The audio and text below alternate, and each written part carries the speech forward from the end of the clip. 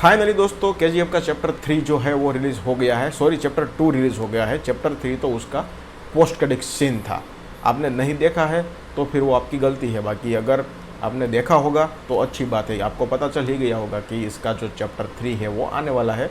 लेकिन इससे पहले मैं बता दूं कि जब पार्ट 1 आया था उस टाइम पर प्रशांत नील से पूछा गया था कि भाई क्या आप इसका चैप्टर 3 भी बनाओगे, तब उन्होंने साफ साफ मना कर दिया था क्योंकि स्टोरी जो है वो यही ख़त्म हो जाती है। अब चैप्टर 2 की हाइप देखकर उसके माइंड में आया होगा कि भाई अगर इसका चैप्टर 3 भी बनाएंगे तो भी काफ़ी अच्छा माल कमाएंगे। तो आपने देखा होगा स्टोरी का जो अंत होता है जब रॉकी मर जा मतलब कि रॉकी जो है वो ख़त्म हो जाता है, उसके बाद इंटरनेशनल पुलिस आती है। तो ये पीछे से जोड़ा गया है ताकि जो पार्ट 3 है उसकी कहानी इंटरनेशनल जा सके।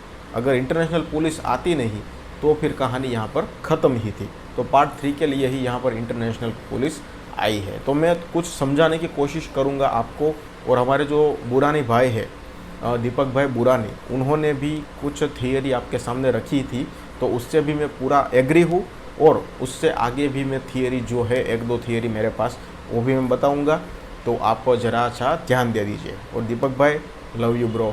सबसे पहले दीपक भाई ने जो कहा थियरी बताई थी, मैं वो आपके सामने पहले रख देता हूँ।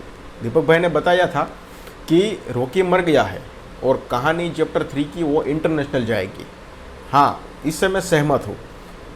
तो लेकिन सहमत तो हूँ इंटरनेशनल कहानी से, लेकिन मर गया था उस बात से मैं सहमत नहीं हूँ।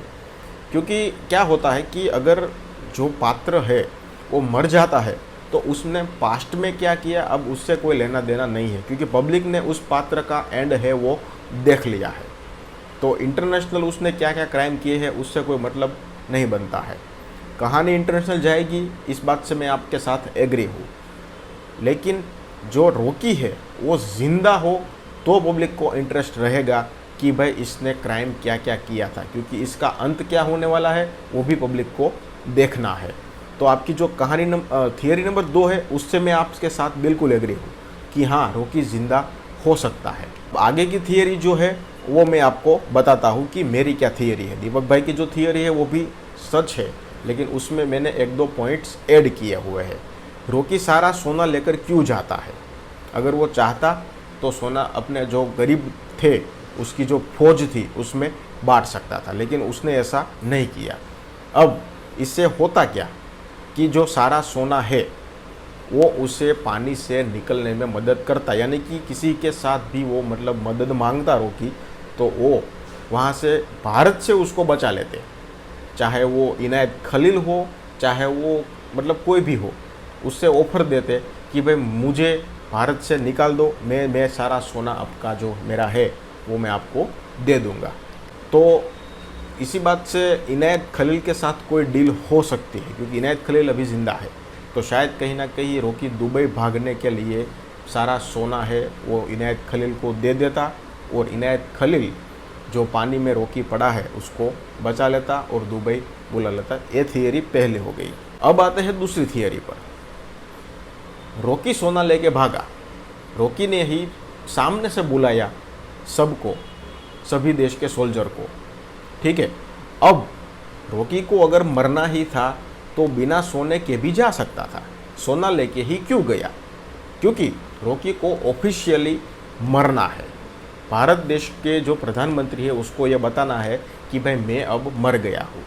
लेकिन अंदर से प्लान रॉकी का कुछ और था। क्या प्लान था ये सुनिए आप। रॉकी सोना लेके आया है, सब सोल्जर को खरीद लिया है, सोल्जर को बोल दिया है कि आपको ऑफिशियली मुझे मार देना है। जब मैं पानी में गिर जाऊँ, जब सोना पानी में गिर जाए तो मुझे भारत से निकाल के किसी और देश में भेज देना और जो सोना है वो सब आप लोग आपस में बांट लेना।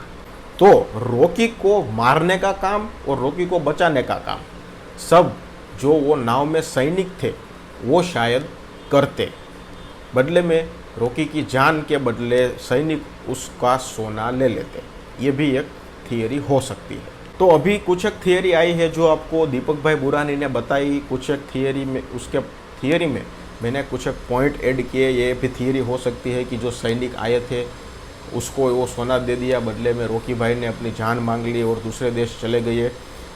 पार्ट 3 में एक बात कंफर्म हो सकती है, रॉकी ज़िंदा ही हो सकता है, क्योंकि अगर वो पात्र मर गया तो फिर शायद पब्लिक में इंटरेस्ट नहीं रहेगा कि पास्ट में उन्होंने इंटरनेशनल क्राइम किस तरह से किए। कहानी वहाँ पर भी दो ही चलेगी, एक प्रेजेंट वाली और एक पास्ट वाली। पास्ट वाली जो कहानी चलेगी वो इंटरनेशनल वाली चलेगी, और प्रेजेंट वाली कहानी अगर ये चलेगी कि रॉकी अगर ज़िंदा है तो अब वो कहाँ पर है और क्या क्या कर रहा है और किस तरह से भारत सरकार को चैलेंजेस दे रहा है। मुझे लगता है पार्ट 3 की कहानी इस तरह से ही चलेगी, पास्ट में और प्रेजेंट में। आप भी अपना ओपिनियन मुझे कमेंट सेक्शन में बता दीजिए, आपकी भी कोई थियरी है तो वो भी मुझे कमेंट सेक्शन में बता दीजिए। हो सकता है कि आपकी थियरी मुझे अच्छी लगी तो मैं उसके ऊपर भी एक वीडियो बनाऊँ, लेकिन मैं इस वीडियो में इस थियरी में दीपक भाई बुरानी के बिल्कुल साथ हूँ। दीपक भाई, लव यू, धन्यवाद।